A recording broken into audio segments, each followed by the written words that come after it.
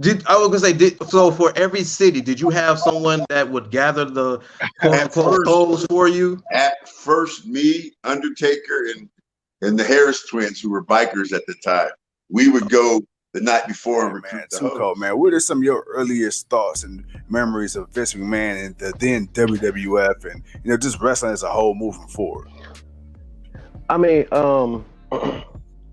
for when I started watching wrestling, Vince McMahon was the commentator. You didn't know he was the owner of the company. You didn't know he was the guy backstage running everything. He was the guy that did the interviews. He was the guy that did the commentating, on the matches later on. And then once it got to more towards the Shawn Michaels kind of era, once Shawn Michaels started kind of going through his thing and they were transitioning to a new era of wrestling, that's where you started seeing, you started finding, kind of Stone Cold.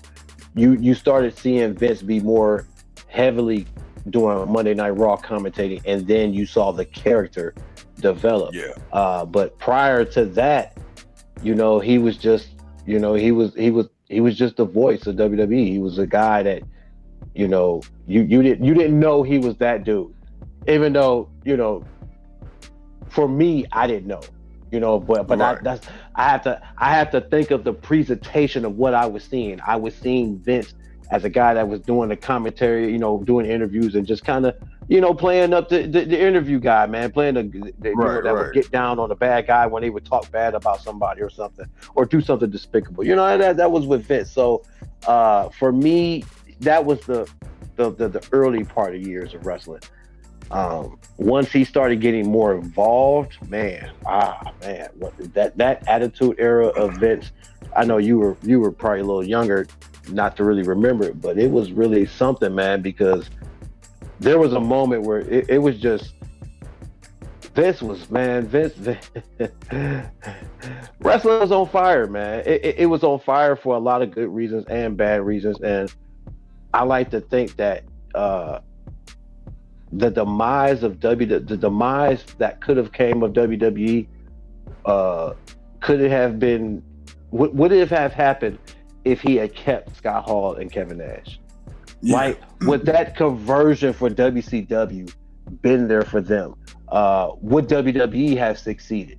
Like, I feel like if they hadn't left, neither company would have came out on top. I think, because it's not like WWE had really figured out the Attitude Era. It took until those guys showed up to kind of figure out what it was they want to do. And then once they started doing it, then we got what we got. But it was kind of like a timing thing. It was kind of already there, but it wasn't, it hadn't fully made that turn. It wasn't, you needed that something that was that switch.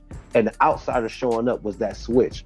So to get the Vince McMahon we got that led up to the Austin McMahon feud and the Ministry of Darkness and the Corporation of Darkness and all of that and the corporation and man, it was just it was Vince had some crazy, wild but shit it was back great then going on, man.